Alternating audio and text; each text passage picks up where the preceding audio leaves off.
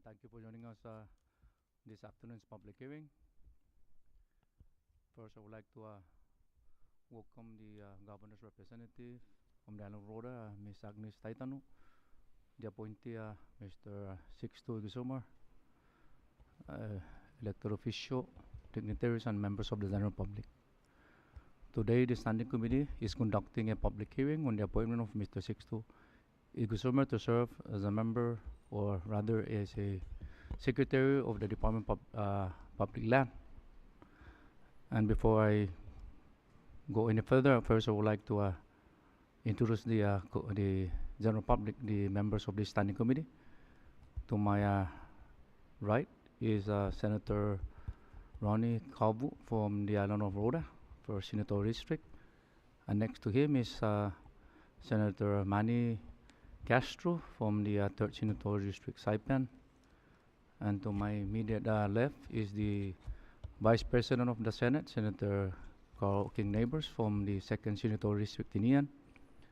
And next to him is the floor leader of the Senate, Senator Dauno Manglonia from the 1st Senatorial District, Rota. And next to him is Senator Joe of Schneider from the 2nd Senatorial District, Tinian. And I'm the chairman of this standing committee, Senator Francisco Cruz from the 2nd Senatorial District, Tinian. I would also like to announce a couple of things in the interest of informational purposes regarding code of conduct during this public hearing. Today, the standing committee is conducting a public hearing on the appointment of Mr. Sixto Igisumar to serve as the Secretary of the Department of Public Land. The public will be invited to make comments as to whether you support the appointee before us this afternoon. We value your input. However, any comments beyond the fact of the appointee or comments that are not directly related with this public hearing will not be entertained. And such comment will be removed from the record. At the same time, please observe minimal noises in disrupting this hearing process, and please turn your electronic to a silent mode. Thank you.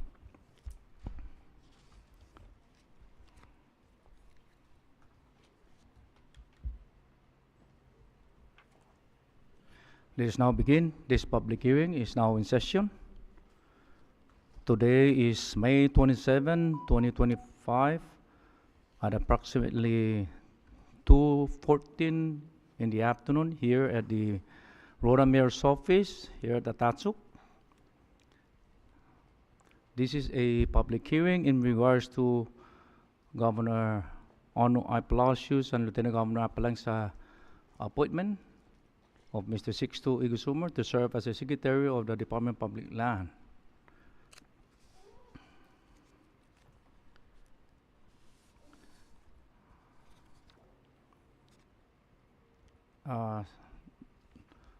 Sergeant at Arms Ben Turlai will be the sergeant for this hearing. Mr. Kamatsu will be our IT in charge of the system. Mr. Devon Macaronas will be assisting this along with the senior administrative assistant, Ms. Jolene Tagabil, and our legal counsel will be Jobo Moody's, and will all serve accordingly. Mr. Macaronas, please call the roll. Senator Ronnie M. Calvo. Present. Senator Manny Castro. Stiga. Senator Francisco Q. Cruz. Here. Senator Jude U. Hofschneider. Senator Carl R. King Neighbors. Here. Senator Karina L. Magofia. Senator Donald M. Manglonia. Present. Mr. Chairman, there are 6 members present and 1 member absent. Thank you, Mr. Macaronas. With 6 members present, we have the necessary number to proceed with public hearing. However, Senator Karina Magofia is excused for this hearing. At this time, do I hear a motion to adopt our agenda? Motion for the adoption of today's agenda. Second. There's a motion to adopt our agenda and was seconded. All in favor say aye. Aye. Opposed say nay. Motion carries. At this time, I would like to ask the Sergeant to please escort the governor's appointee and the rep to the podium.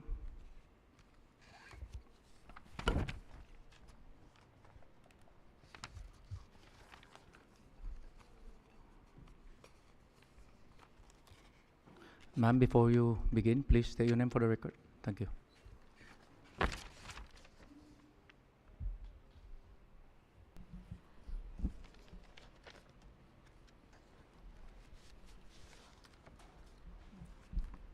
Okay.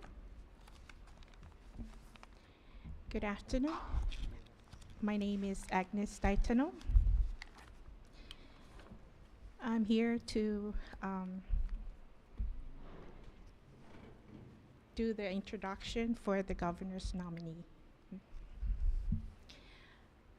Good afternoon, Hafaday and Tiro, Chairman Francisco Hugh Cruz, and the honorable members of the EAGI committee. For the record, my name is Agnes Daitano, representing the Office of the Governor. On behalf of the Honorable Governor Arnold I. Palacios and Honorable Lieutenant Governor David M. Appointee, I thank you for the opportunity to appear before you today. I am pleased to introduce the nomination of Mr. Sixto K. Igisomar to serve as the Secretary for the Department of Public Lands. By this time, you should have received his resume, which outlines his professional experience and education. Mr. Igisomar is a former senator who served in the 20th and 21st legislatures. He has also held positions as the Secretary of the Department of Public Lands, Secretary of Commerce, and licensed insurance broker and consultant. Mr. Igisomar is well prepared for this important role within our government. His goal is to make the CNMI Department of Public Lands a more efficient and responsive agency that prioritizes the interests of the Northern Mariana descendants. Of all the things that keep us grounded, both literally and symbolically, is our connection with the land we call our own. Our public lands are so much more than just the 14 islands of the CNMI. From them, we develop our culture, our identity, and our way of life, and it is shared duty to protect them now for ourselves and towards the future for the next generations. He is committed to assisting the governor and the lieutenant governor achieve this important goal. Governor Palacios and Lieutenant Governor Appointee place their full trust and confidence in Mr. Igisomar as the Commonwealth's Secretary of Department of Public Lands. I know he stands ready to answer your questions as well as share his plans for the future. His leadership, his work ethic, and his ability to work well with others will make the department better and the Commonwealth more efficient. Thank you, Sizus Maasi Zangilusu, for the opportunity to introduce him to this august body. We also thank you for your leadership in providing an opportunity for our people on all 3 senatorial districts to listen and participate in your deliberation of critical positions for our Commonwealth. Thank you. Jesus Masia, Ms. Daitano. At this time, I would like Mr. Macarons to please administer the oath. Mr. Igisomar, can you stand and raise your right hand? Mr. Sixto K. Igisomar, you do solemnly swear under the penalty of perjury that the testimony you shall give in the matter at hand shall be the truth, the whole truth, and nothing but the truth. I do. Thank you. Thank you, Mr. Macarons. Ms. Daitano, you're excused. Mr. Igisomar, I know that you, as I said in the first public hearing, Tina, that I know that you submitted all required documents. This is the second public hearing, and you still have anything else that you wish to share this afternoon. You have the floor, but please state your name for the record. Thank you. Sujas Masi, Chairman. So I think I have some documents, but I'll first read my testimony. Similarly to Tinian, and I added some other items, most especially for people on Rota to hear as well. Hafade Me Tiro, Honorable Francisco Cruz, Chairman, Vice Chairman Carl King Neighbors, and members of the Senate, Honorable Gregory Castro, Honorable Ronnie Calvo, Sincere Honorable Manglonia, and Honorable Jude Schneider. Once again, thank you for the opportunity to appear before you today. Here in our beautiful island of Luta, it is truly an honor to be considered for reappointment as Secretary of the Department of Public Lands.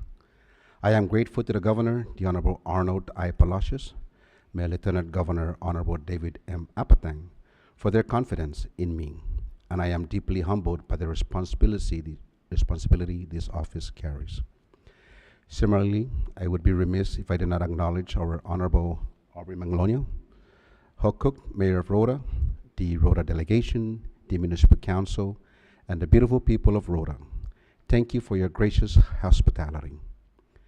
The stewardship of our public lands under Article 11 of the Commonwealth and Public Law 15-2 and subsequent laws and regulations is a fiduciary responsibility owed first and foremost to the people of the NMDs.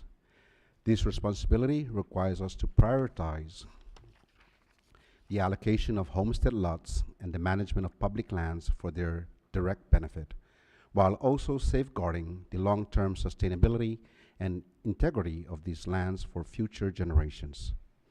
As Secretary, my focus remains on ensuring that the public lands entrusted to the departments are administered with transparency, fairness, and accountability, emphasizing our core duties of homestead distribution, land stewardship, and compliance with our constitutional mandates.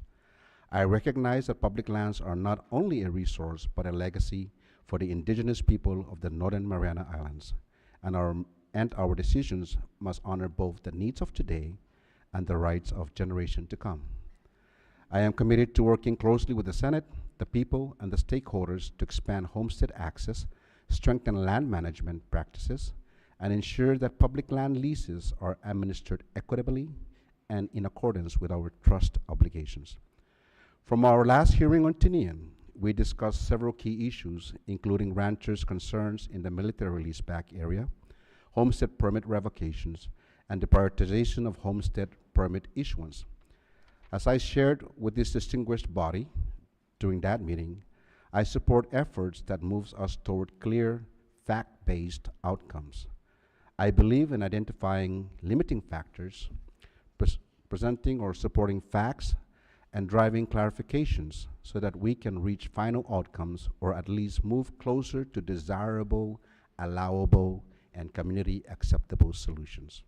As of today, and in no particular order, I would like to provide the following updates. Village homestead permits, prioritizing the issuance. I have engaged with both DPW and CRM to explore ways to support permittees who wish to begin building homes on their village homesteads. Currently, a meeting with the CRM board is pending. I am hopeful that CRM will be open to identifying practical solutions, potentially a quasi-exception for single residential homes on village homesteads, similar to flexibility already provided under DPW regulations. Ranchers in the military leaseback area, although this issue has been discussed for more than 4 years, at least from my knowledge, I have now initiated a formal legal service request, or LSR, with our assigned Assistant Attorney General. This will help clarify the current legal status and any constraints affecting this matter, so that we may provide meaningful support and direction to the ranchers in that area. This is for Tinian.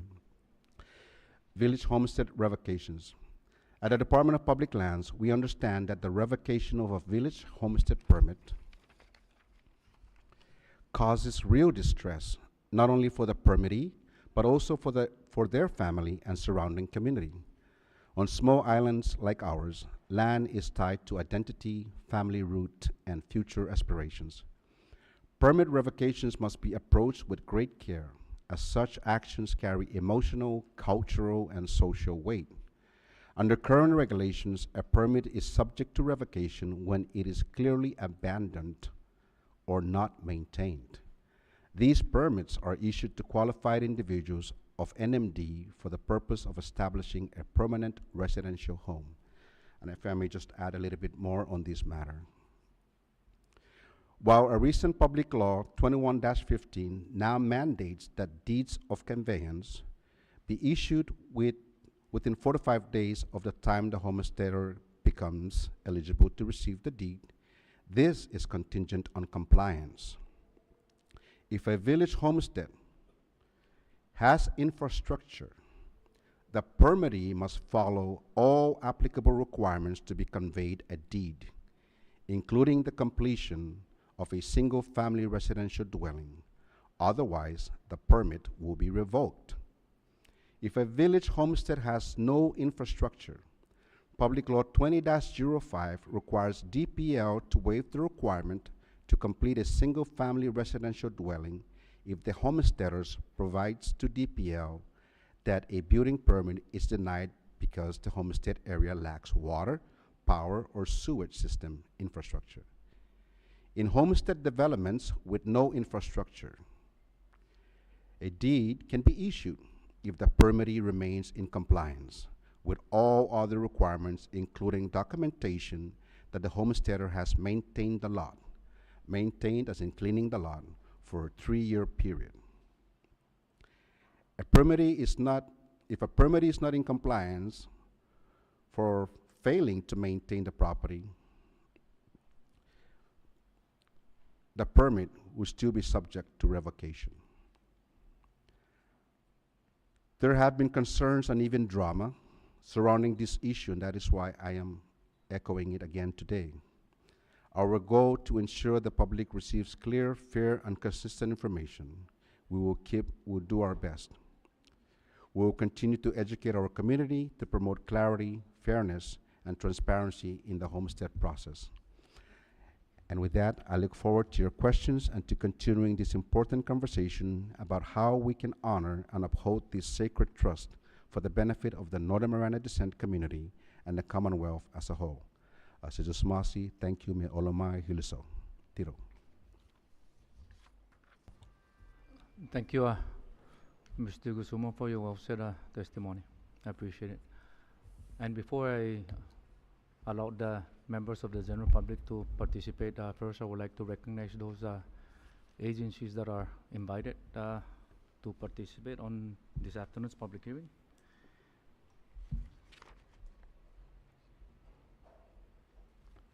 The director for DPL, Rhoda, is she here, or any employee of that department?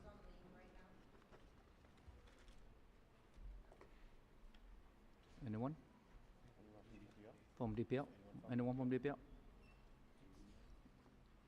She's there. Director? Yeah, representative from DPL, Rhoda, anyone that wishes? And before you deliver your testimony, please state your name for the record. Thank you.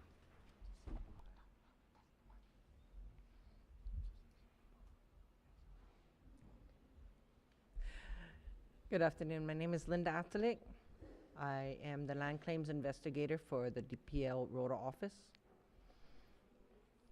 I'm sorry, our director is currently on leave. I just returned to the office from being on leave, so I'm sorry I'm not prepared for anything. I was not informed. But I would like to let you all know that I am in support of the confirmation of Mr. Igasomar as our secretary.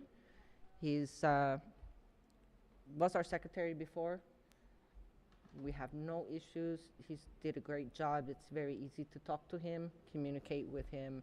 Any issues that we have, we've always been able to work with him to get things solved. And I think he will be an asset to our department. Thank you. Thank you, Ms. Atalik. Mayor Aubrey Hokuk is here, or anyone representing Mayor Hokuk?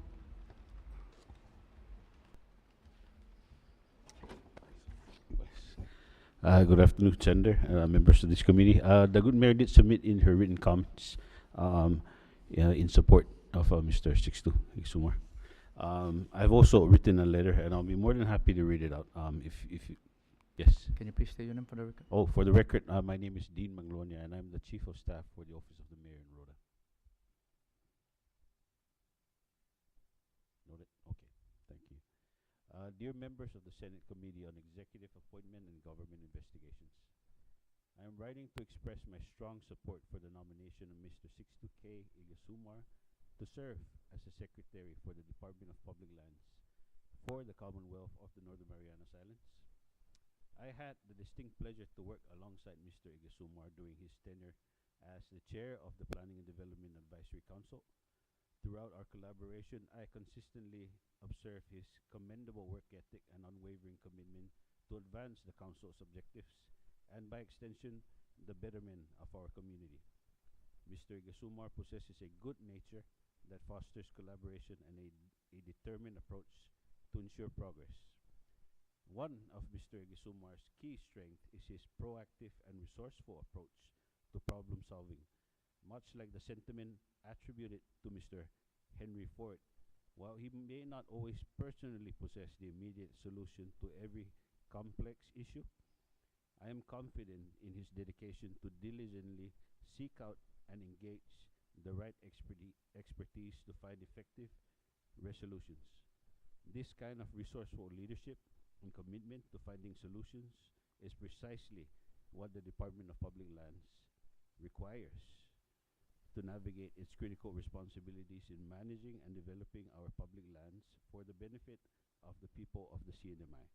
Mr. Igasumar's dedication and pragmatic approach makes him an excellent candidate to lead the Department of Public Lands, and I am confident he will serve the Commonwealth with integrity, a continued focus on moving the dial forward.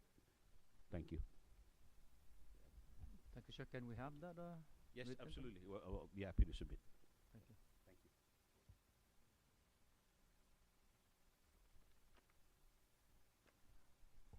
Members of the Rhoda Municipal Council, anyone from that office? Staff? No one? Okay, at this time, open the floor for public comment. Again, I would like to repeat this, that any comments that is raised that are not directly related to this public hearing, we will not entertain those comments, and such comment will be removed from the record. At this time, public comment is now open, and before you start, sir, please state your name for the record. Buenas lialawas marmai. That's good afternoon. My name is Ashumar Kodep Ogumar Uladong. I serve as the chairman of the Public Lands Advisory Board, as well as the chair for the CNMI State Board of Education. I don't have much to say other than I am wholeheartedly in support of Mr. Igasumar's appointment. I've known Mr. Igasumar for over 4 decades, and I'm pleased to say that he's one of the more intelligent people that I know. I worked with him during my time as the director of the CNMI Office of Planning and Development, at which point he served as the chairman of the Planning and Development Advisory Council. Very critical role, and as shared earlier by Chief of Staff Manglonia, Mr. Igasumar did help us to push initiatives through in order for us to ultimately arrive at the CNMI's first comprehensive sustainable development plan. So to that, much gratitude and acknowledgement.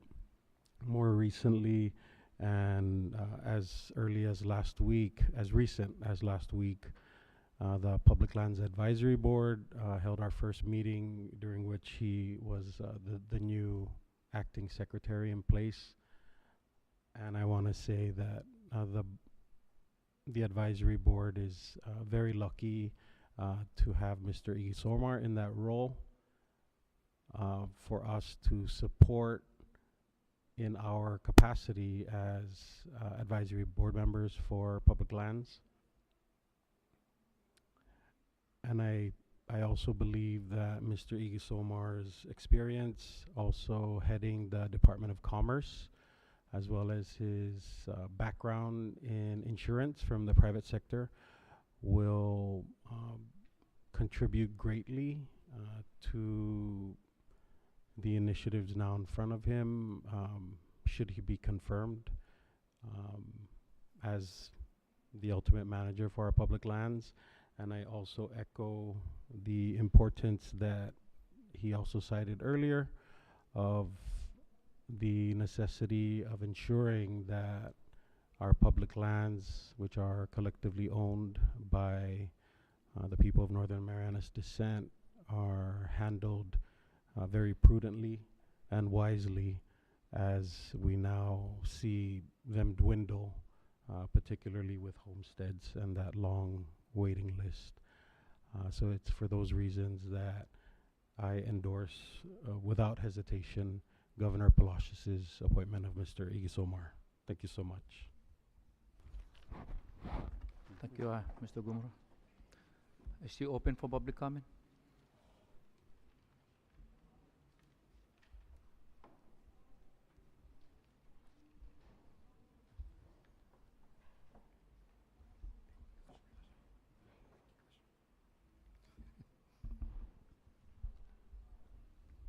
Buenas day, Mr. Chairman and members of this auspicious body that I'm facing towards. My name is Andrew Lohan Orsini. I'm a current Sinamay State Board of Education member. Of course, I'm here to give my full support and endorsement of Mr. Sixto Igisomar's appointment as Secretary of the Department of Public Lands for the entire Sinamay. As you know, Mr. Igisomar was Secretary of the Commerce Department at one point, and then also former Secretary of the Department of Public Lands. And I believe that with Mr. Igisomar, a man of great credibility, I believe that he will do good in going back again to the public lands, knowing that he had already previously served there and knows the ins and outs, so to speak. But I think he will do more for this time that he is being appointed for the second round. Mr. Igisomar is a man of the church. He's very supportive. I believe that he has a lot of good dignity in him, and I think he'll do well. One of the prominent existing laws now that he had introduced back then when he was then a senator was the cannabis bill. And he created the public hearing for that. I was one of the members that came up here in support of that, for the reason that our people who are ill and medically inclined would somehow get something that is more of a natural state to use to help defray their pain. So I think Mr. Igisomar will be very much in need of this thing now that I see. Hopefully that we're looking at a lot of the waiting list now that are, especially in Saipan, where there's a lot of need for the homestead. And hopefully, I believe Marpi and that area up in north in Saipan is right now still on the lag of being fully surveyed and divided to allow our people the opportunity to move further in their own development and their livelihood. But I think Mr. Igisomar will look at that more vividly and hopefully come up with something that would be very transparent for all our people here in the Commonwealth. So with that, I like to thank the Senate Chairman and members of the Senate Committee for allowing me this opportunity and privilege, knowing that I'm here also for the graduation for our high school students here in Rhoda. So I really appreciate this. I think this was a fate that I didn't even think that his hearing was going to be today, but when I was told by my colleague, Chairman Codep, that there's going to be his hearing, I said, I will not come here and give him my support. So again, thank you so much for the opportunity, and Sidus Masi. Thank you. Thank you, Mr. Sini. And before I recognize other members of the public, I would like to recognize the presence of Mayor Aubrey Hokuk. Thank you, ma'am. I know that your CEO have testified, but if you're willing to come forward and deliver testimony, you're welcome to do so. And before you proceed, please state your name for the record. Thank you.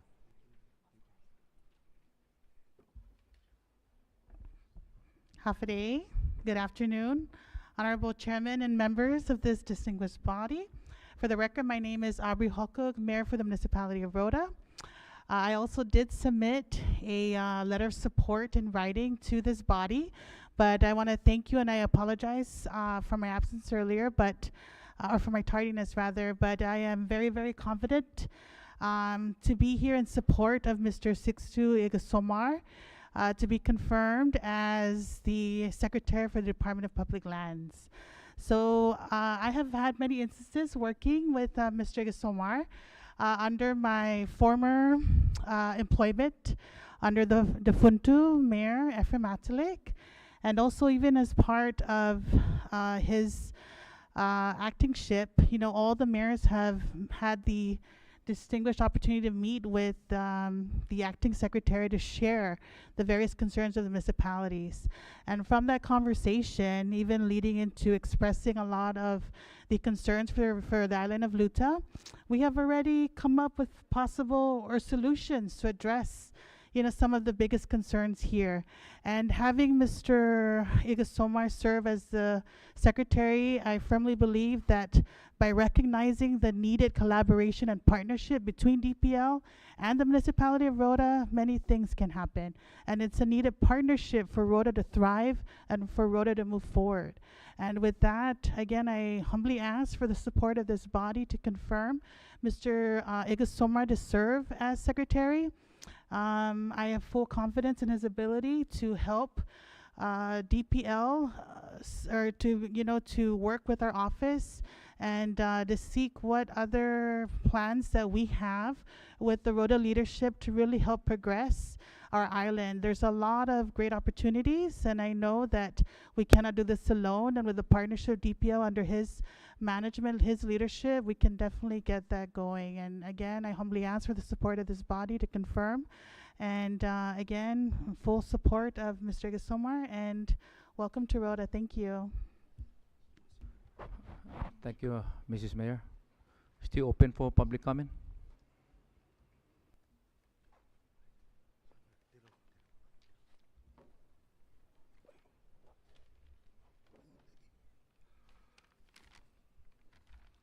Sidus Masi, Mr. Chairman. Afday Zantiro. Guaho si Paterno Sunga Hokuk. Resident in Sinapaluan. Gwinigi Sanluta. Antes de bayo impate por hafay proposto ni gumaygeho gwinipago na hearing. Sumen magofzo para bayo extendi solemnly na felicitasyon para ako honorable chairman ni distinguished na member este na komite, Senator Gregory Castro, Senator Ron Calvo, Senator Cao King Neighbor, Senator Dano Manglonia, and Senator Jude F. Snyder.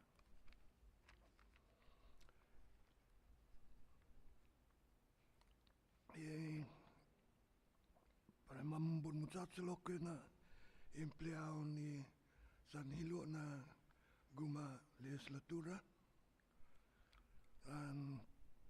especialmente para inapunta ni gobernota para i departamento secretario para departamento tano público Elaine Maranas dan isilutagas former Senator Sixto Igasomar. Bienvenido para dikike zangadbo na tanuta luta.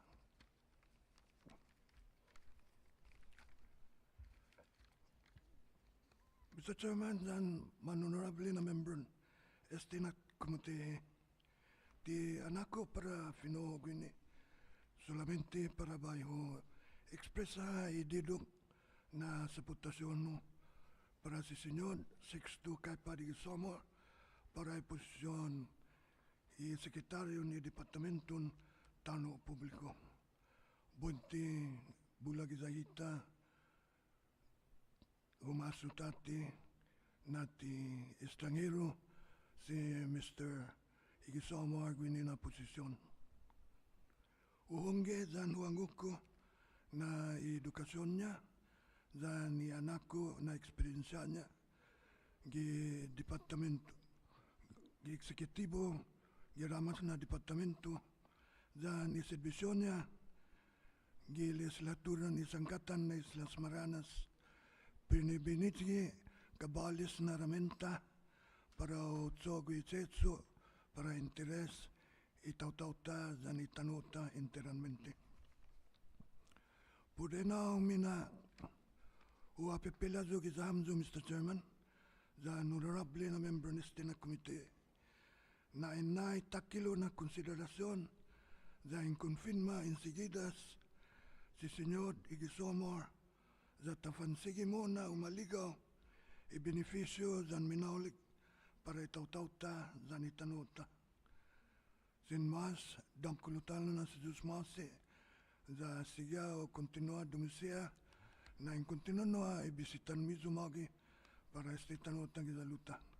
Talua Kiriso. Sizu Smasia, Senora Hokuk. Still open for public comment.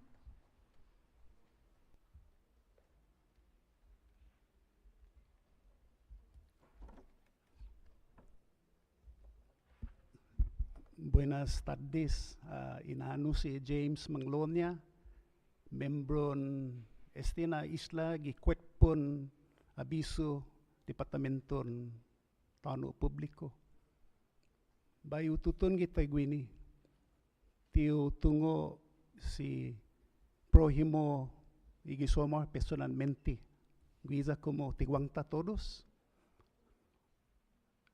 gi un okasyon junta giti sago ko tati na tempo i konsensya ko a indika na si Senyor Igisomar wa interes niya manajuda listo kapas kabiloso menhalom ane para ufana megay na sunto ni kredikat para itanota gini interamenti Marianas za necesario como hamzo sumusteti i puesto na ina sadik maunisinya aksyon ane para u gua mas no ajudo para itaw-taw tagwini bula asunto na credit card ni man ninanangga no sanun aksyon ginin hamzo como hamzo man mailin officialis tibay na anak ko fino law entonces bayo toma pa di sedamzo mga mampus manag anak ko detention confirmation insigidas na halom si Senyor Igisomar na sinyo tanagwa mas adilanto para hita todos sen mas si Jesus mas Jesus Masi, Mr. Manglonia, still open for public comment.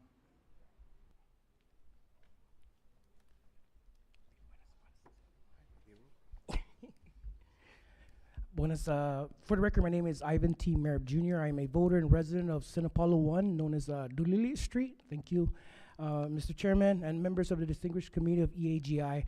It is my honor to say welcome to Rhoda, but I believe most of you have Rhoda roots, so welcome home. Welcome home to the island of Rhoda. This is not my first time to stand here and support Mr. Sixto Igisomar. The last time we were here, I was with two good companions of mine that are no longer here with us. They're with their maker. But one of my memorable moments was when I worked at the Arctic Airline and I first met Mr. Igisomar. He was having a conversation with, at that time, the ports manager and the big bosses, and the magazine was a Forbes magazine that said top 10 places in the Midwest. And he saw me, I was wearing my uniform as a ramp agent, and he said, "Son, can you tell me what's the name of this word on this magazine?" And I didn't want to sound unconfident, and I'll be honest, Hawaii, California is the only place I've been to, so I looked at the word and I said it with confidence, I said, "Oh, that's easy, that's Arkansas, Arkansas." And he looked at me and said, "No, son, it's Arkansas, Arkansas." So the first time I met Sixto Gisomar, he was coming here to help our community do PTAC. That is the Procurement Technical Assistance Center. At that time, Rhoda was transitioning from the DUNS number into the UEI. And through that transition, you have to understand that the youngest age in that group was 46, and the oldest age in that group was 71.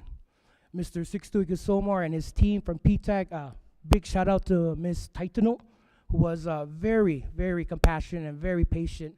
I will be very honest with you, in this office right here, 7 times they asked the same question to Mr. Sixto, DUNS? What's the meaning of DUNS? I think we went 6 hours trying to explain what was DUNS and the reason why we had to transition to UEI.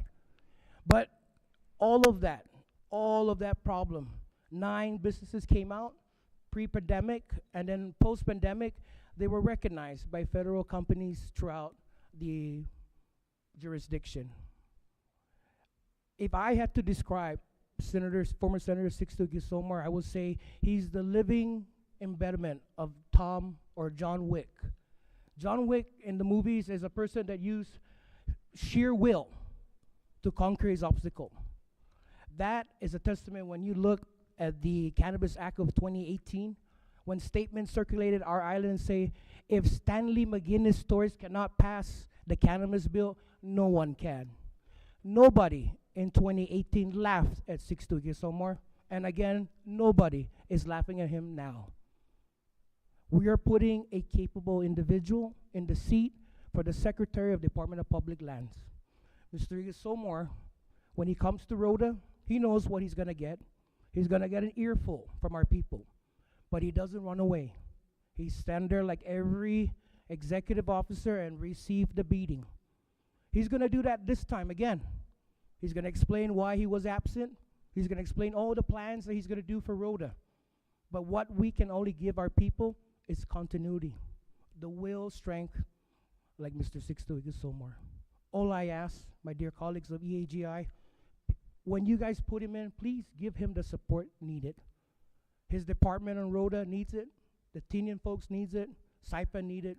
We all have different problems with Homestead, but it only takes one person to advance us. And in my opinion, that's Mr. Sixto Gisomar. For the record, again, my name is Ivan T. Merrick Jr., and I stand in support of the governor and lieutenant governor's appointment. Mr. Chairman. Thank you, Mr. Merrick. Still open for public comment? Anyone else? Once we close public comment, we will not go back to public comment, so this is the opportunity. No one else? Okay.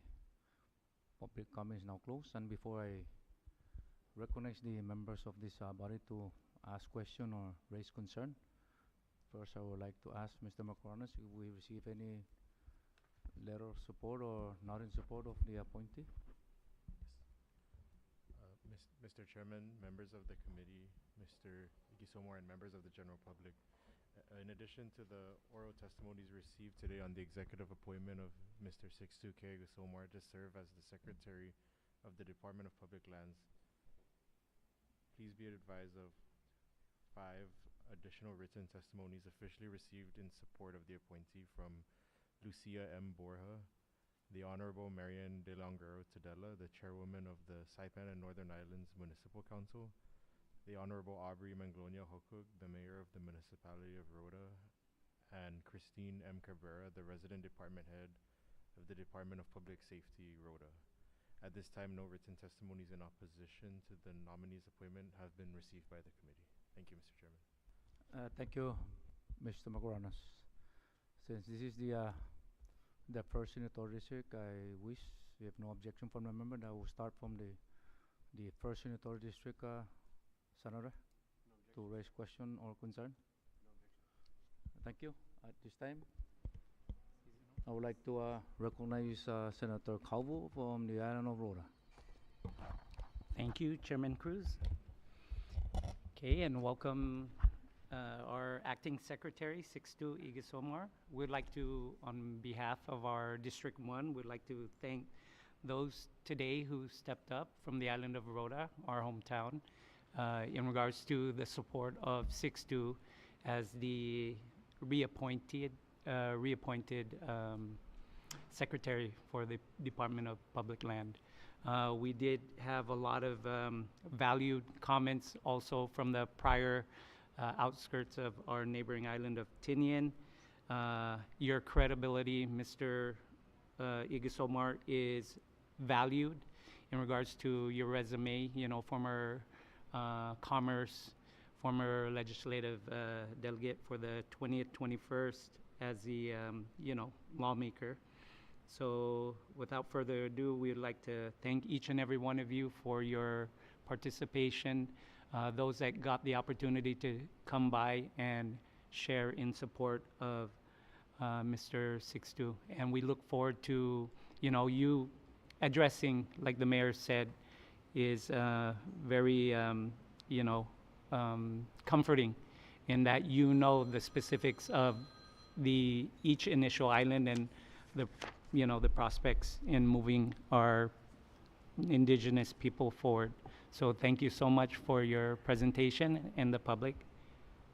And I yield, Chair. Thank you so much. Thank you, Senator Cobo. Now I would like to recognize the floor leader of the Senate, Senator Dauno Manglonia. Thank you, Mr. Chairman. Before I proceed with my questions, I do want to inform the Rhoda public that if you have any questions or concerns that I can bring up to our last hearing on Saipan, please feel free to do so. I know I've met with some people who mentioned they were going to try to come here today, but because it's conflicting with their work schedule, they may not be able to show up. And so please reach out to my office and I'll try to bring those questions up. Congratulations on your appointment to DPL, former Senator Igisomar. Based on your resume, you served as a secretary between June 2021 to December 2022. Can you just describe during that time what accomplishments have you done for our people of Rhoda in that year and a half that you served as secretary? I'll do my best, Honorable Senator. I believe that the issues that I was tackling back then when I was secretary during those 1.5 years, to be exact, was trying to open up FINAFA. We tried to open that up and we started encountering issues with budget issues, and we worked with CUC and ARA, former Secretary Atalik, Secretary of Finance, to try and give us the money. So we got all those funding. As a matter of fact, it was initiated primarily by former Secretary Concepcion Marion as far as the action plans. And then I finalized with the former secretary and the total amount of money that is needed to pump into Rhoda for Doogie and FINAFA. But unfortunately, I left, and then when I left, those funds disappeared at the same time, and those were the ARA funds. And so that was our focus for Rhoda, was to open up the FINAFA homestead, and at the same time, I came down actually and visited Doogie to see what we can do. And the main genre back then was to put the infrastructure in, so that we can have for the people to be able to build. Thank you for that. And as you're well aware that the issue is still ongoing today.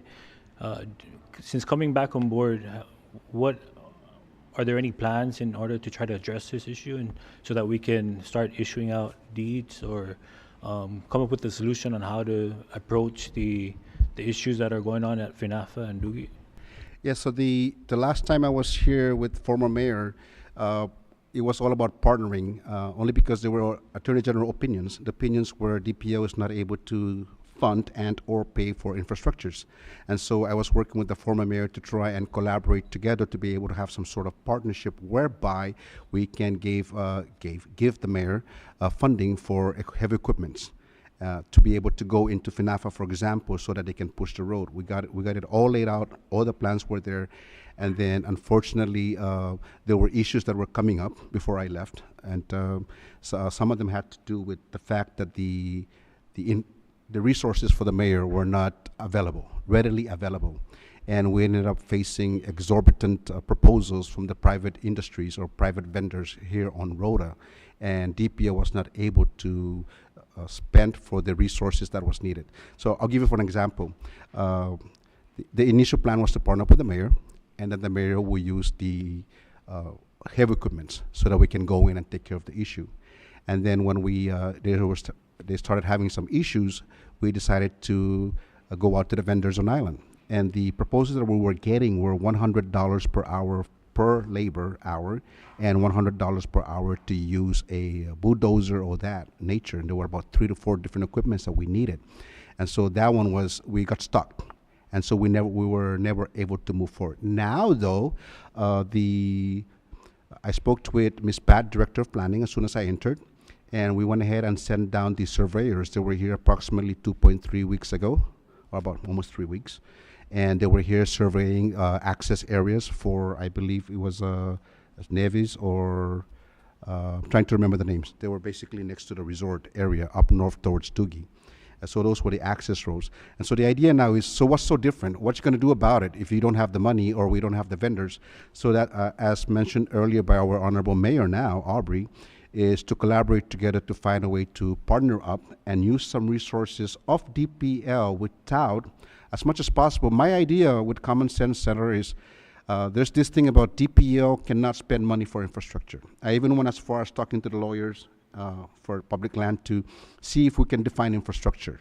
You know, what does it mean to be infrastructure? Is infrastructure $2, $3, $4 million, or can it be like anything above those millions? Then it's considered infrastructure. That way, maybe DPL can do common sense of spending money just for me to get a tractor in there.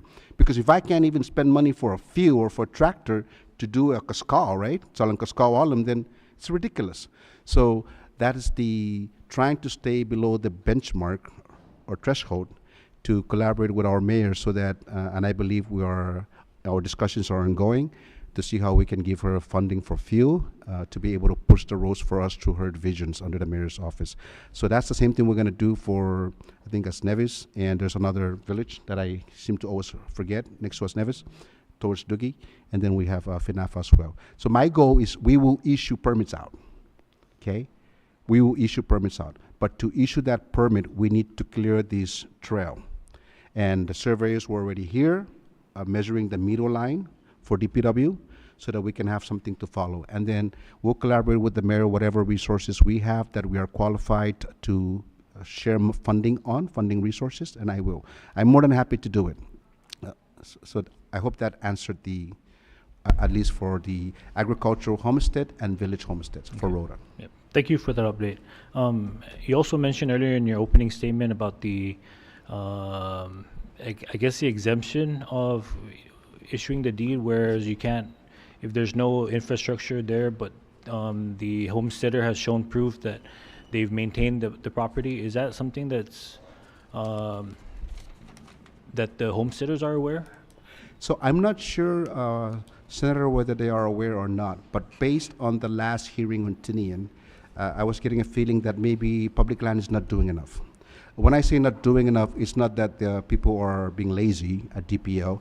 I think now that we have a PIO, Public Information Officer, Ms. Tamara Hunter at Public Lands, she is able now to be helping us. And as soon as I entered as an acting secretary, I told her to work with every divisions and every resident directors, Tinian and Rhoda included, to work with them and start posting stuff on Facebook, at least, right? And eventually go out in the media as well to try and inform our permittees, whether village homestead or agricultural, on things that they should know. I think everybody knows already, but they forget along the way, right? But for me, there's a village homestead, and DPL will issue a permit to you. And based on those public laws that I mentioned, when I give you a permit, you have 3 years waiver period to take care of the permit, the village homestead, and you have to maintain it. I think the bottom line that I kind of alluded to as far as drama, and I use the word also quasi, right? And I'll get to that quasi first. But the drama is people are given a permit for a homestead, and without a written word, you're supposed to build already. But unfortunately, there's a lot of issues along the way. So if you have a village homestead permit and you're not maintaining it, it will be revoked prior to the 3 years. A statute was put in place for those people that really wanted to build, but there's no infrastructure. And the no infrastructure is not that they cannot build because there's no infrastructure. The limiting factor is the DPW regulation and the CRM regulation, that when you go there and say, I want to build, they say no, because there's no infrastructure.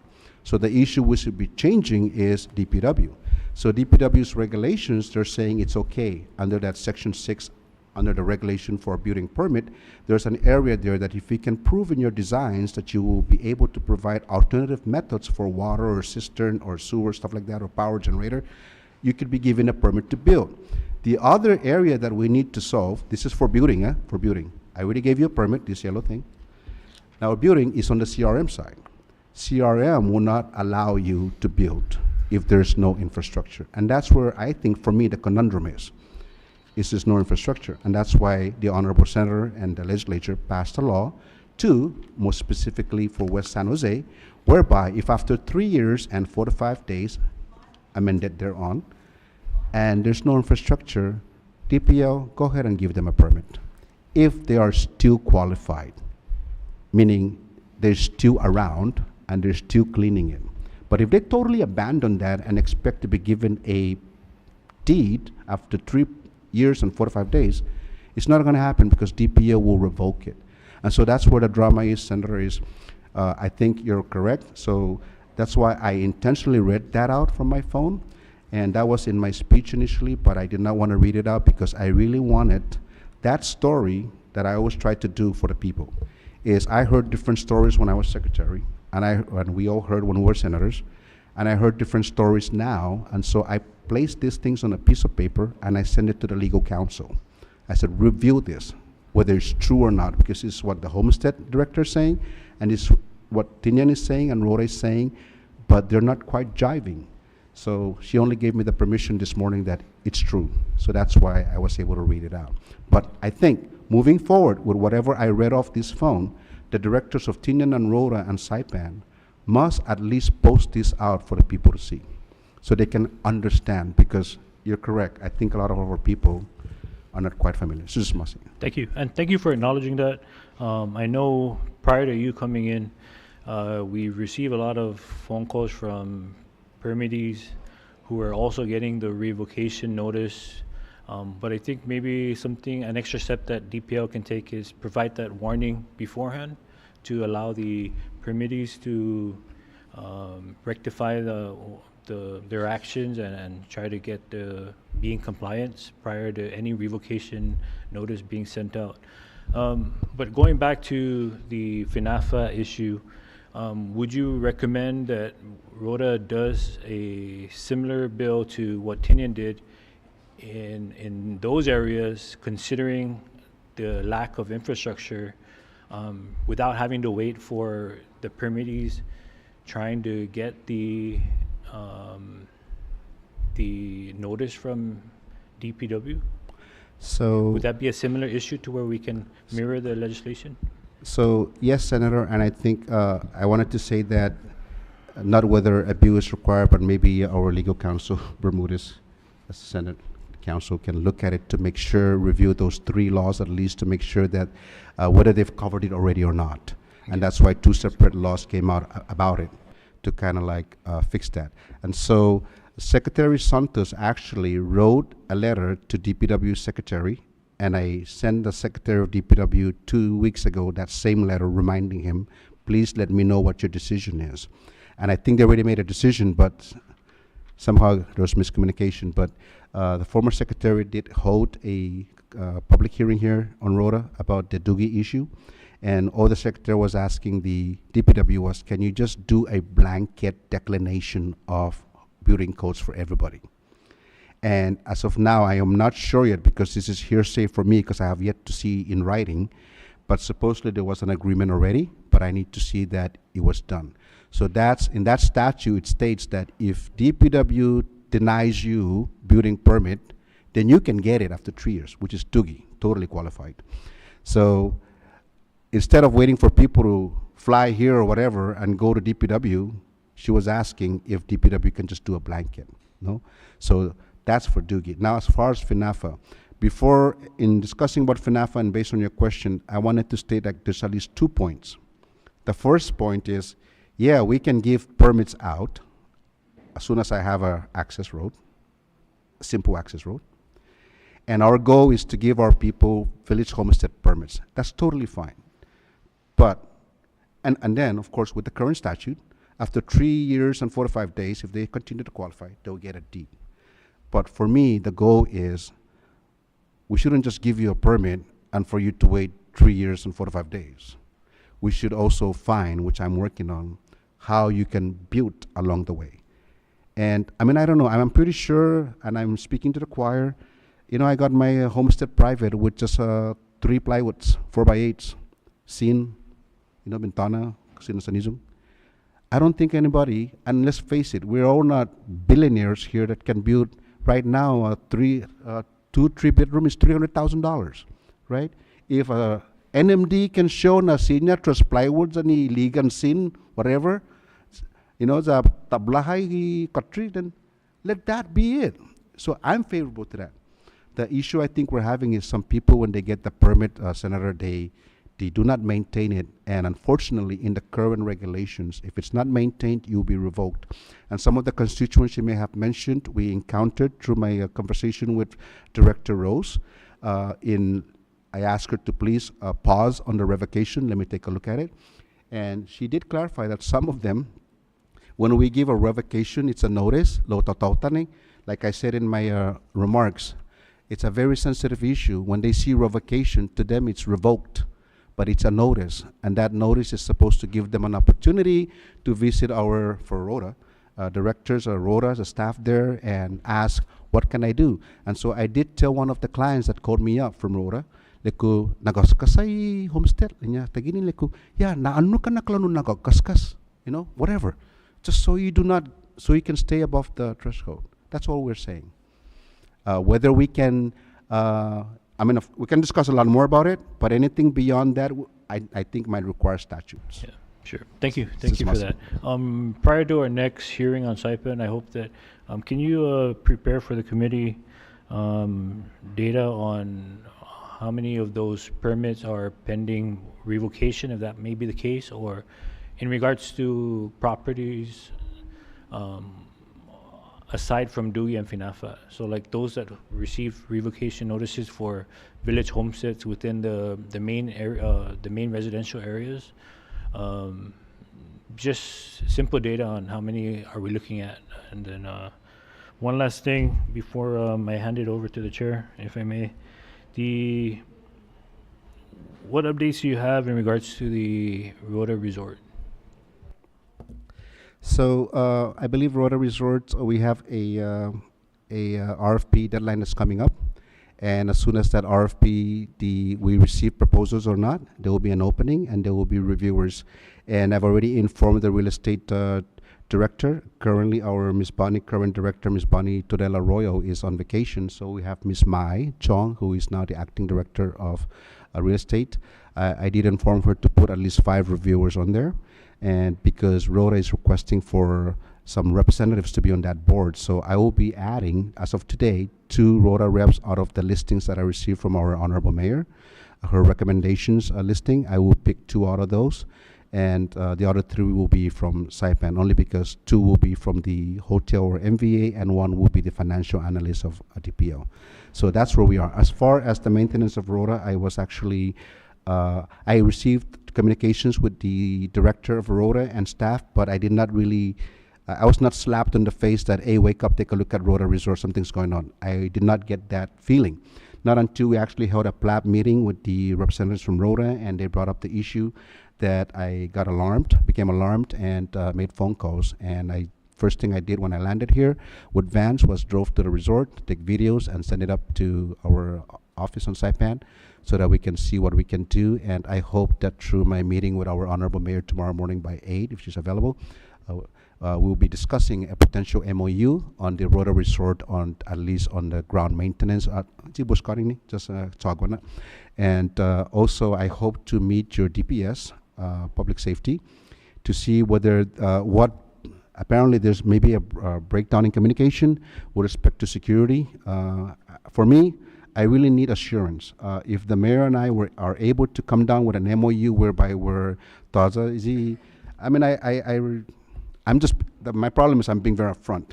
You know, if the mayor's decision last time was because guajikulan mana afatan na klasini, I would try to look for ways to make it work with the mayor so that she's not being snafu'd or foobarred.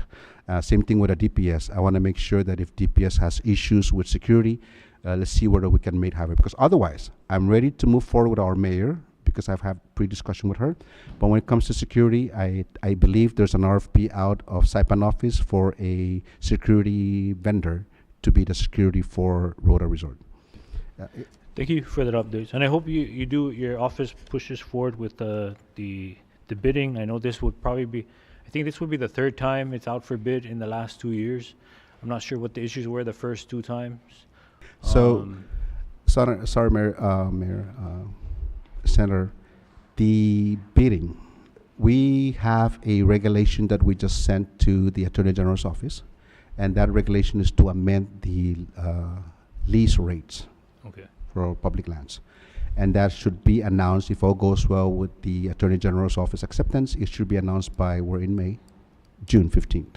Okay. By June 15th, if that thing is announced and there is no, and it's favorable, by, I believe, June 30 to July, we should be able to use that rate.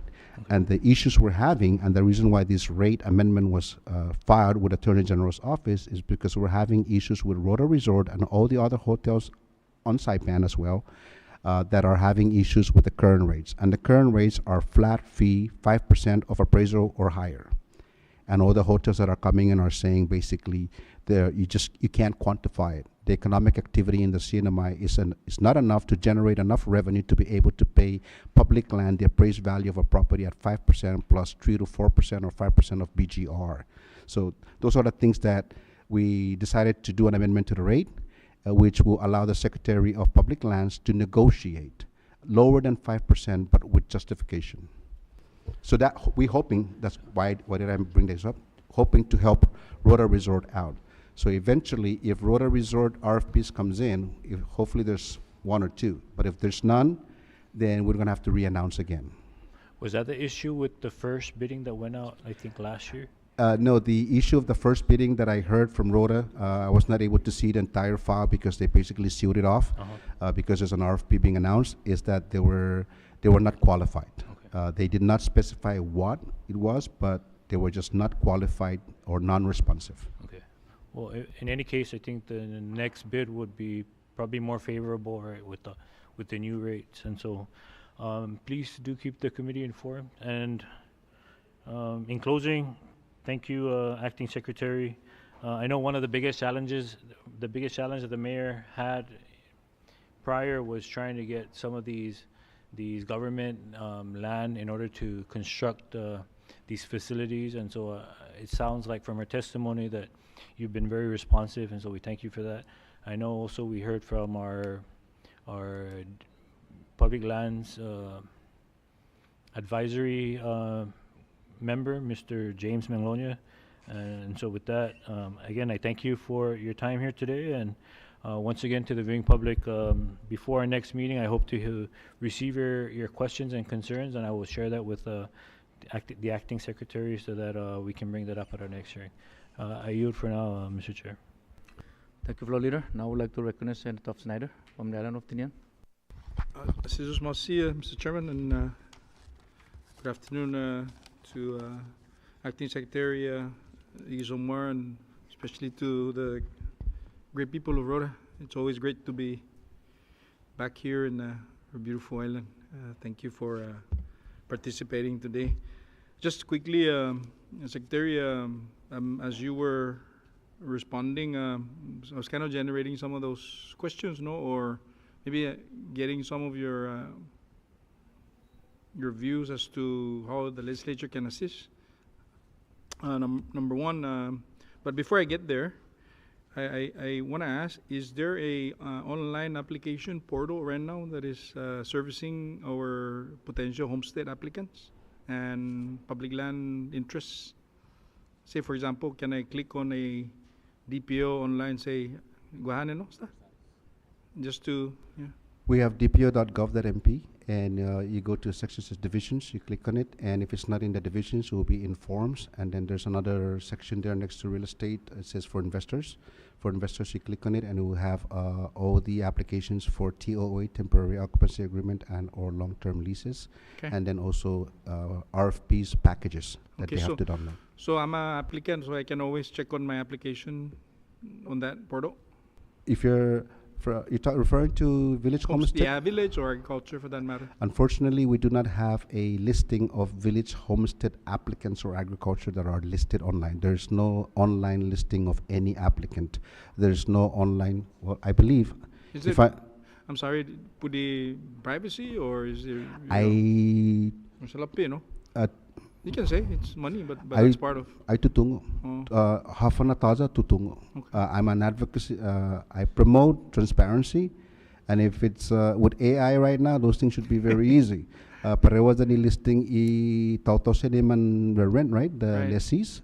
I'll be more than willing to post all those if it's allowable. Lo tutungo hafana kulan parewa gin guamat tugi oficina za mamay sinozi mo revensti kulan namonin si tanaza o mana all Open Government Act. I mean, if it's just me, I'll just give it to you. But you know, there's these issues that I'm not sure anymore which is which. But for me, I would rather just post all of them. You want to see the listing of all the real estate people that are borrowing or with TOA? I mean, if it requires us to pass a bill to make it mandatory, parewa ni tagi guaman na all government employees must be listed online. So those are the kind of stuff where I'm willing.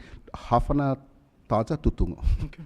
So maybe that's something that no sinya mintiun atan kung Yes. under your purview. Yes, Because I- it does help with when one applicant is trying to follow up. No, I know that they would call the numbers low. I think it's like what you said earlier.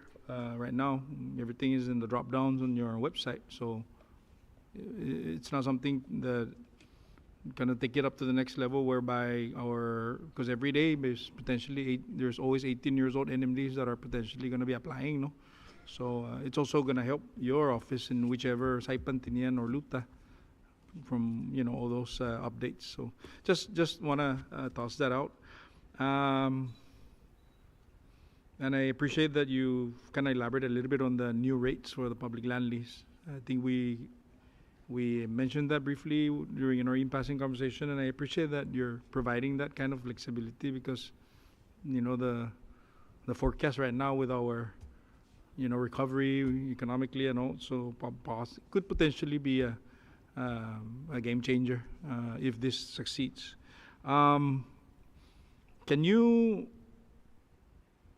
Are you comfortable in sharing your view as defining the infrastructure development? Maybe because there's a court case from 1980s that did that for us, which I have my own opinion of it. But do you or would you support a legislation to expand the definition of homestead development to support the fundamental policy of DPL? Simple answer from me, Honorable Senator, is a yes. It's a tutungo hafa madisidi que no se cortini lo gana be ni makeke porte I otro I paragoho ni udiskukutiza ni EAGI ni podem puligi banda ni DPO za ni MPOT za gana be no kobla hafa rason na lalala stigi bandan I sigama atan hafa gagasta na salapi ni MPOT lo gimagahit como sta makposti section 6 gi article 11 ni pus kemeklena na maposta ti sinastan stopba lo lenya na ai sinya hasa ilelenya I judge na debe hasa como taigyosta tenki mata MPOT. So it's like the catch 22, right?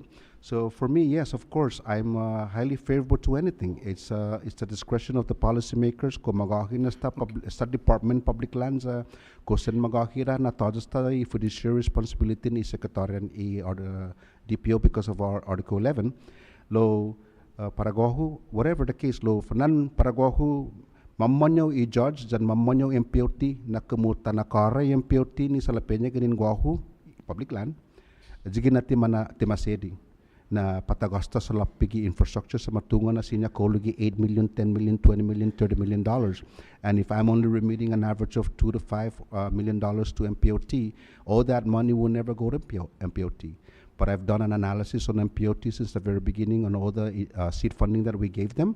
We really help MPOT with that seed funding up to $100+ million today, right? And we're still giving them about $2, $6, or $8 million. And that's why I gave to our honorable chairman, and you guys can get a copy. Sorry, I only made about, if you're not going to ask me a question, I'll just give this up to you. But I'm sharing with you, Senator, the revenue versus expense of DPO since October 24 to today. I shared that DPO transfers to MPOT since September 2007. And also DPO transfers to MPOT showing about $63 million total. Is that normal audit, no? Secretary? Yeah, these are all audited. Good. No, that's just good information. And also from an unaudited financial statements. These are internal financial statements that we have that has yet to be audited. So up to March 23, and these are our accounting status. So I have all these for you, which shows the total money. No? But in short, yes, I'm highly favorable. Okay, It's up to the reason why I asked this, and because I would like to think that you were in the Senate at some point, and I think we support the infrastructure. I mean, I'm sorry, the homestead, to be given to our people. But I flag your comment of you're going to give the permit provided that there's roads to get in, right? Access roads, just to get in. Kumiklik ko punolum chalan, sita chalan, correct? Parang in essence, langkas ko, whatever you call it. No, but chalan, right? Yeah. You can't say, okay, no, Jude or Joe, stigita no mo, lo kaya te begi topo, lo tisinyo na sa molum. Yeah, which is, yes. So, nigi kumikilik mo. So, Patasufa mo na. Yeah. So that's the reason why we earlier, ne?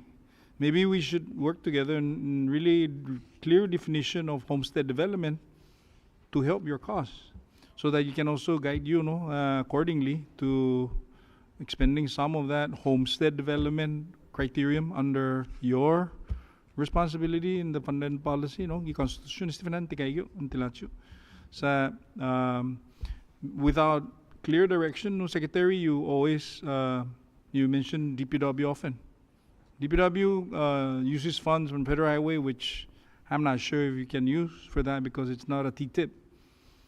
DPW is skinny when it comes to any infrastructure projects, infrastructure funds. You know this, OPD, CIP 702, we get what, $9 million a year, of which only a mirror goes to Rhoda, a mirror goes to Tinian, and the rest. So the money is small, but the requirement is expansive. And I think you and I can, and all of us here can agree na como tanaga klaro na definition, monutsinya, autoridad isalapi under izumuno watch oversight to open the road so that we can issue the permit comfortably to the applicant, the qualified applicant, and then also can qualify for the subsequent laws that were passed.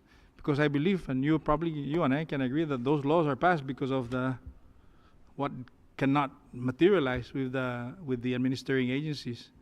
So, befaisino, masyati pogo, lo como sinya mas, tafana lita luzan masyaji, gini na member ni Senate, masyaji say, Chairman, that expand is the homestead development. So, importante is the what chalan olum. Mga patay sutay tauto po na olum nuzus tauto chalan. No? Pues tanayo alokin ni requisite funds so that you can at least open if no mo chalan kaskao. No, at least itautos na siya mo tuta li imuhon niya ni siya. No, that's all my. But as far as just kind of doubling back on some of the public comments or statements that I made in previous hearings, I appreciate that you recognize the importance of the agriculture grazing permit by our cattle ranchers on Tinian, as far as, and not only for grazing but also for farming. I presume that everything applies with the temporary authorization permit, correct? By the mono operation and food production, by way of agriculture.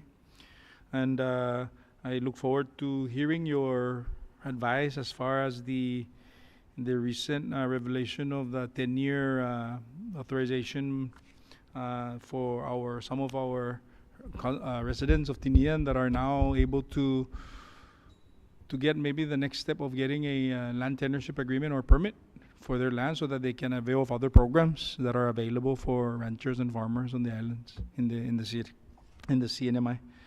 So I don't have any further, but I look forward to any other discussions, no, Secretary. Thank you for your presentation. Thank you for this. This is really important. So it also allows us to get more information. If we have any questions, we can drive from that. So just Mr. Chairman, and I yield back. Thank you, Senator Sara. Now I would like to recognize Senator Manning Castro from the island of Saipan. Thank you, Chairman. Some of these questions might relate to Saipan, but they're in line with the whole CNMI. I just wanted to state that I really like your common sense approach, and also to Mr. Manglonia earlier, he used some pretty strong, deep words in vernacular. When someone says menhalum, that's a next level of intelligence and wisdom. So, you know, I really, those are some really good points. On the way to the airport today, much of the road on Saipan International Airport was all broken. It's a lot of potholes. But then there's one area that's already nice, brand new asphalt. And the unfortunate thing is when we make decisions based on funding source rather than you know, looking at the long-term implications. So that's what we end up with. We're inviting tourists to the CNMI, but the entrance to our house is missing a, you know, a door, or, you know, it's dilapidated. So I really appreciate your way of thinking. It's like collaborating, and let's see how we can reduce costs and improve outcomes. Because it's very easy for department heads to say there's no money. But there's, fino si Mr. Manglonia, ang ginmenhalom ho ni, siyempre un sodda tay mano ponsogi tsutomo. And, you know, infrastructure, at the end of the day, who are the beneficiaries of the services that we're trying to give, right? So I really support your logic in terms of buying the heavy equipment necessary to open the road so that people can get access to the homestead, rather than contracting a vendor and it's gonna cost more, or we might not even have the funds to do so. Much of the homestead projects in Saipan, that's the excuse that's always been used, infrastructure. But nowadays, technology has changed. In Hawaii, they have new systems for the septic tanks where you can put in a kind of like a filtration system to clean it. It's like a mini treatment system, rather than having to lay sewer pipe and everything. So if we can do that for the sewer system, and we can also do that for the power, rather than buying another big generator, use grants from Energy Office, collaborate, and let's get everyone rooftop solar, like 15 kilowatts per household or whatever, rather than buying butane. So there's millions of dollars, but it's how we use it that's gonna really make the impact. And, you know, luckily you know, like a lot of the parents in the 80s and 90s, they got the homestead. So you see a lot of the kids nowadays that are now in their 30s, 40s, they have homestead. But the younger generations, most of them are renting. So your position is really critical, and I hope that you continue to be the person you are, being a problem solver and not a problem identifier. But you know, thank you again for everything you do, your public service as a senator, as a secretary in multiple departments. But please continue to keep the people in mind, because anything can change. I hope Article 12 stays in place, but one day it might change. So let's give our people their property before Hopefully it doesn't happen. But, we are a part of the American political family, and we cannot guarantee that that's going to be the case forever. So I rather see the lands in the hands of our people sooner rather than later. Thank you. Thank you, Senator Castro. Now I would like to recognize the Vice President of the Senate, Senator Carl Neighbors from the Alabama. Thank you, Chairman Cruz and Afade, Acting Secretary 62, Igasomor. Thank you, as always, for making the time to be here in front of this committee, also for making the time to come to the island of Rhoda to answer to the people and their concerns. I first would like to say that what the common thread I have come to see between our hearings on Tinian and Rhoda, and I suspect also on Saipan, is that everybody's keenly aware of your capacity to be forward-thinking, to work collaboratively with different agencies, mayors, municipal council, to reach out to the delegations, to figure out ways and mechanisms that we can all bring our forces to bear to really address core issues. Because a lot of these issues, and I know you'll hear them as in your tenure, as you heard them before. On Tinian, there was full-throated support for your appointment and confirmation. However, it's very clear that a lot of the issues that you now inherit are long-standing issues and that haven't been addressed over the years. And we're not talking about 5, 6 years. I mean, these are decades-long issues. And now thank you for accepting the nomination, because you now have to bear the burden and the weight of all of the inabilities of, not to say that prior secretaries weren't good, but wherever they failed and wherever the system had built up. I'll give an example. I was at a picnic table conversation yesterday with some constituents on the island of Tinian, and just talking about homestead. This individual wasn't necessarily mad at me, but immediately was raising their voice. And I sat there and I understood that their frustrations didn't lie with me. They won't lie with you. They lie with the possible lack of communication or outreach from DPL, or just misunderstandings. And to Senator Jude's point with regards to internet, the internet component and ease of access to possible status reports or status updates to be made available online, whether it be just like a application number that you can track, that somebody who might be deployed or is away for school, that they can go and try to follow up, for the ease of that line of communication to be open between your agency and all the people that just would like to prefer to use the internet as a mechanism to follow up on the different statuses of their applications. I think that I know it might be difficult. I don't know if it's a funding issue, but I would imagine it is, because it would mandate different modules to be added to your current website, and then also the uploading and the verifying of all the information, so you're not giving somebody a status update that doesn't belong to them, right? But yes, thank you again for taking this opportunity. It's very clear, at least to me, that you're very willing to take this opportunity to work through all the troubles and trials and tribulations that DPL has faced over the years. You said that you were there for 1.5 years. I do remember when it was asked that you tender your resignation to the very position that you sit before.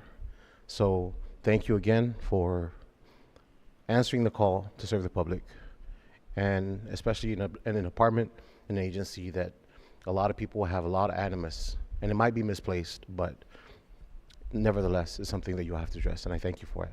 I yield, Chair. Thank you, Vice President. Now I would like to recognize Senator Castro. Thank you, Chairman. I just wanted to just make a statement in line with what Senator Jude and Senator Carl mentioned in terms of online. Many of our agencies, they have like an online website, but it's not really interactive, meaning you cannot submit the application or see where the process is. It's mostly an online phase with a PDF form. So if we can really go full force in terms of fully online, it can also help with the, reduce the drama in the community. So at least they're informed what the status is or where their application is at. But in addition to the investors, there's a lot of land leases, and we know from some of the reports is that leases expire, and then it's hard for the government or DPL to enforce dues or penalties if that company already disappeared. So having a good database that tracks and flags the personnel for when, these are in this month, these are the leases that are gonna expire, their contact, it would help with preventing revenue loss. But that's all. I know you're fully capable of implementing some of these solutions. Thank you again. Thank you, Senator Castro. Anyone else before I? Okay, thank you, members. Good afternoon again, Mr. Gisumer, Acting Secretary of DPL. I know we've discussed this many times, and I appreciate citing those public law. I believe you were a member of that Senate when we passed that legislation, and I appreciate recognizing that in this public hearing, and I hope that you also acknowledge that in the next, so that the members of the community or applicants will be aware that you are aware of that. But there's one last legislation that we passed. I think that was in the 23rd legislature, and that was the bill that to stop DPL from taking back land after the applicant is qualified or she's qualified from the start.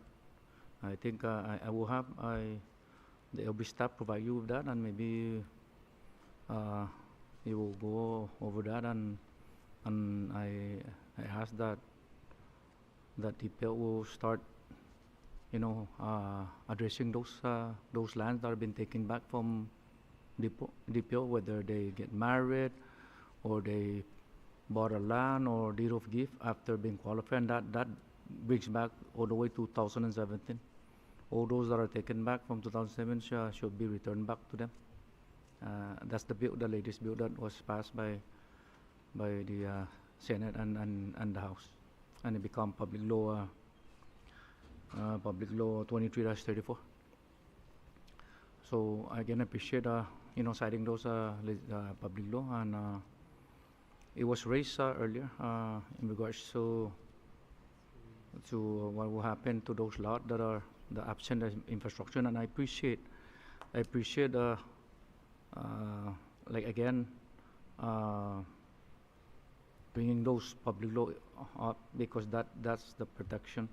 The reason why after those two public law that became law, we introduced that legislation because seems like it's not working. DPL keep taking back, and that bill does not micromanage DPL. It's just stating the fact that why should DPL take back land when they're qualified from the start? Like meaning an individual came in and applied for homestead, and there's no interest of land. He don't have any interest of land at that time, and then later on down the line, of course, each and every one of us is looking for a better opportunity, right? And if you see an opportunity in front of you, you skip that opportunity because you fear that DPL will take back your land, because either that's a big opportunity to purchase a land that is right in front of you at a very cheap price. So those are the things that it's a shame for that person not to take that opportunity, or our parents sometimes they give us, they will us or they deed of gift because they're getting old. And now, if you look at it, and if they wait, and for example, they passed away, that's a lot of burden on the family side by paying probate, right? And it's not easy, it's not cheap going through probate process. So that latest bill is just a protection for those homesteaders that apply and they were found in the beginning that they don't have interest of land. So that one dragged down to 2007. I know it's a lot of work, but I ask that your staff look into that and address those because it's already a public law. Honorable Senator, thank you. I remember this bill vividly, not necessarily the bill, but the case. I remember this case. I remember having this client, DPO case, and I told the client there's nothing I could do. The regulations were very clear. The Attorney General and the legal counsels were very clear. Although, even though if I read the actual regulations on homestead and on whether you have lands after thereafter, I mean, I could easily have had a common sense decision making, but I was barred from saying anything. So I'm very happy that you actually successfully put this bill through and it became a law so that it can clarify. Because from my point of view, it was clear that it was possible, but on the Attorney General's point of view, it was not possible. But this bill actually, you know, this case, I couldn't sleep when I left public land because I took lands away from people. And I knew who they were. And I was ashamed to see them all the time because there was nothing I can do. But I heard that when you passed this law, they were able to get their land back. The case is, they got land, they got married, then they got property, and the land they built on already was revoked with the house on it. That was just a very sad situation. And I'm glad that through your leadership, that you guys were able to pass this to make it law whereby there's variances and where it can be allowable. Thank you. Thank you, Acting Secretary. And I remember, I think you're at the time you're still a senator when I first introduced that, but unfortunately, it passed the Senate 3 times. And this is the 4th time that it went through because, of course, I didn't get the support in the lower house, but I'm very appreciative now that they passed it just, I think, just early of this year before the Senate Sanada. And again, I appreciate, you know, having those cases be looked into seriously by your staff so that, you know, to alleviate, it's not that we don't want our constituents to come to us and ask for assistance, but the more they don't come to us in regards to that, because it's already a public law, the better for, you know, for us to, you know, because it's like I said, we welcome anybody to come to our office to ask for seek for help. But something like this, you know, it has to be addressed by DPL because it's already a public law.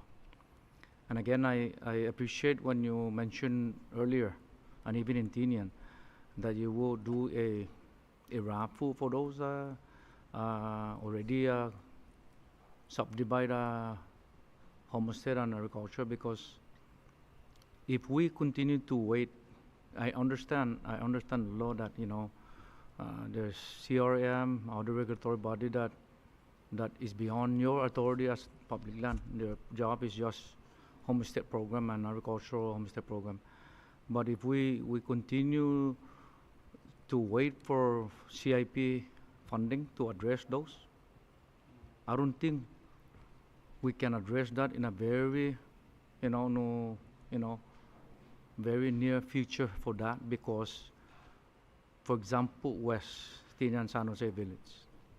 At that time, the cost of water infrastructure is about 4 million. And us, local delegation, we couldn't afford to find funding for that, even through CIP. Even if we combine CIP and whatever source we have on local, we cannot. We couldn't come out with the amount to go with the water infrastructure. So luckily at the time we shortened the length of that, and we asked CUC if they can hook up to NMCL, which is just next door, and it went down to 2.5, and we find the money. But because of the NEPA and because of CIP, I don't know what's happening with CIP, but I'm very disappointed with CIP office for holding this all no process. You know, the process of having those infrastructure in place, we find the money. As a matter of fact, that 2.5 was bid out and a contractor won that bid. But then it took so long. It took so long. And now from that time, it's about maybe going on 5 years. And I'm very disappointed, like I said, because the military project, which is bigger project than that West San Jose, the divert fuel line. It took them only 2 years or 2.5 years to get the NEPA process approved. And I don't know what's happening with our CIP, but I'm very honest to God, I'm very disappointed with the way they're working with that, because I don't see why we're not, we don't go through this, or being approved by NEPA. As a matter of fact, they hire a consultant, whoever he is, but it's not even working. Right now, that West, I don't know when the funding will be available for that, because I know that 2.5 is no longer 2.5 4 years ago. Everything goes, construction materials went up. And not only that, CNMI CIP funding is reduced. We used to be receiving, even from RODA, I think $1.2 million a year. Now, both Tinian and RODA, and including Saipan, went down. The Tinian and RODA is now receiving $800,000 a year. Imagine that, losing a couple of $100,000. Because we're not using those money. We're not spending those money. That's the reason why U.S. Congress decreased that amount. That's why I appreciate your intent to open that homestead rather than waiting for infrastructure to come, because we were not able to put our infrastructure, even utility, on that with CIP funding, 800,000. And some of the funding, if we don't spend it, there's a timeline for those. Like, for example, the 2.5 that I'm talking about, 3 years ago or 4 years ago, we were asked to redirect that money to a non-NEPA project. Otherwise, if we request for NEPA, that funding is going to be taken away. That's why I continue to ask. And I know this body, members of this body mention about collaboration. I know CRM is holding this back, holding homesteaders back, or telling this DPO that no one is allowed. But I think there's a way to mitigate this matter by water reservoir. If EP concern is the contamination of a water aquifer, then why not? If it's a 4-bedroom house and it requires 4-bedroom or 3-bedroom house, it requires 1,000 gallons, then build 1,000 gallons. Allow the homesteaders to decide whether they want to build their house and build a water reservoir. It can be done through NMHC CDBGDR. That's why West, we didn't avail to. That's why I'm very disappointed with, that I mentioned earlier, I'm very disappointed with CIP. And even with back then, the management of DPL, because they could have listened to what I asked about giving them a chance, find a solution to that. Because if they did that, Rhoda, Tinian, and Saipan could have availed the homesteaders that still haven't built a land, like a house. They could have availed to the FEMA housing program. They could have availed to CDBGDR. But of course, CDBGDR or FEMA will not allow, because our own regulatory is denying us the privilege to move forward with our life. And that's why I'm very disappointed with this office, because, my concern there is to help our people, not to come in and micromanage the department. I'm just trying my best to find a way, because based on complaints from our resident, not based on just what I feel. So again, I thank you for raising that up in doing a RAPO. Give them. By the time, if we don't do that, by the time the infrastructure is up, they lose a lot of years of complying with whatever the permit is, like to receive the deed of conveyance.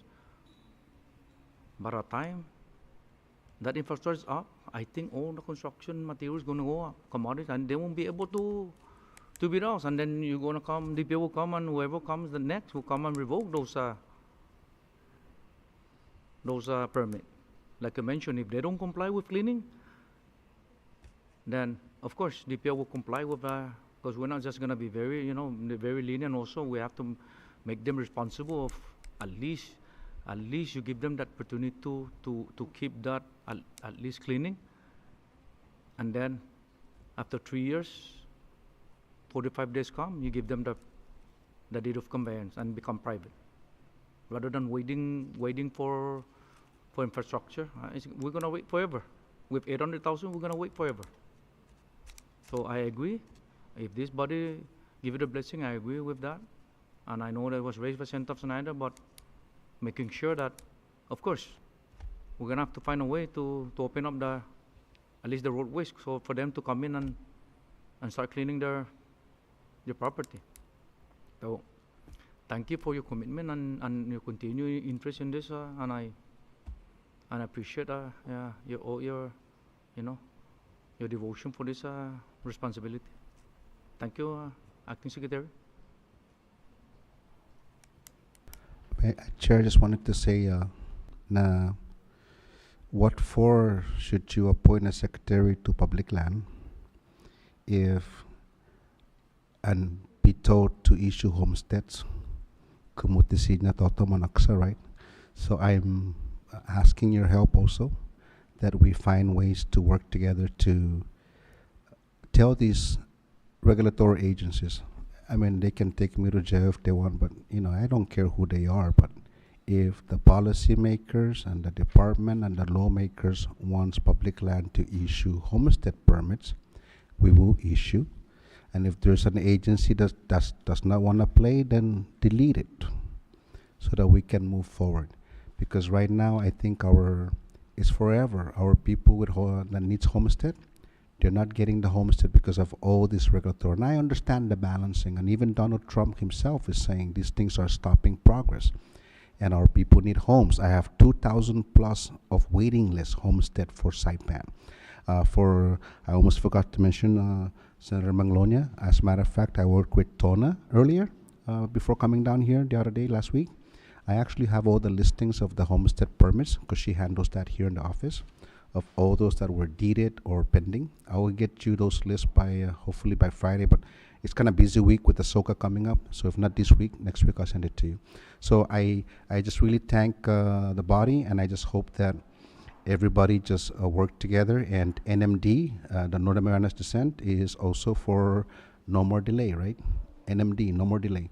So I hope that we can continue to work. I'm not sure if I mentioned Antonian, but President Obama did say, let's work today and solve today. Tomorrow, the new generations or new senators will fix tomorrow. And so I'm not saying I'm Superman, honorable senators. I'll do everything I could to push these issues, and so that whomever comes back in can continue to push them. But I think we all agree the limiting factor is these permits that is not allowing our people to build. And I hope that I can work with CRM and with the legislators to be able to find for me one key solution, a quasi waiver for permits who are on homestead lots outside of the city, that you can give them somehow authorization to build something so that they can build something. Because I don't know where in the world a homestead is fully loaded with power, water. Our budget for the CNMI is less than 100 or 80, right? We cannot even sustain our government, and yet they want us to put $20 million in infrastructure first before they build. So I'm hoping that through this collaboration, and if confirmed, I'll continue to work hard to find solutions that it may not be it, but get close to it, so that we can play a relay to the next person to continue it. Thank you. Secretary, I understand the funding that you collect from lease and lease of public land. It will only allow you guys to formulate your budget through for just administrative costs, right? And if road is not part of the administrative costs, if it's not in violation of the Constitution, maybe perhaps if it's still very difficult to find funding to open the road, like what the other member mentioned about issuing permit but nothing road, no? Maybe perhaps if that's not gonna in conflict with the constitution to legislate law that for homestead and agricultural program, be part, the opening the road will be part of you guys to be part of an administrative cost to do that. But in regards to utility and water, guess what? Who's making money?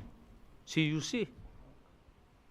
We find funding from through CIP or from different sources, and then here comes CUC making business out of the local elections. We never reimburse us back for that funding that we can use for other CIP projects.